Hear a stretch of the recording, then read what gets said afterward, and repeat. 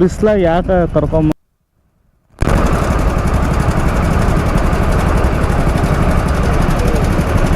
ಹಾಂ ಅಲ್ಲ ಆ ಮಗು ಬಿಸ್ಲಾಗ ಯಾಕೆ ಕರ್ಕೊಂಬಂದು ಇದು ಮಾಡ್ತೀರಮ್ಮ ನೀವು? ಸುಮ್ಮನೆ ದುಡಿಯೋದಿಲ್ಲ ಏನಿಲ್ಲ ಪಾಪ ಆ ಮಗು ಬಿಸಿಲಲ್ಲಿ ನೆವ ಮಾಡ್ಕೊಂಡು ಜೀವನ ಮಾಡ್ತಾರಪ್ಪ. ದುಡ್ಡು ಸಂಬಂಧ ಆ ಮಗು ಬಿಸಿಲಲ್ಲಿ ಎಷ್ಟು ಇದು ಇದೆ ಪಾಪ, ಅದು ಮಲ್ಕೊಂಡ್ಬಿಟ್ಟಿದೆ ಸುಸ್ತಾಗಿ.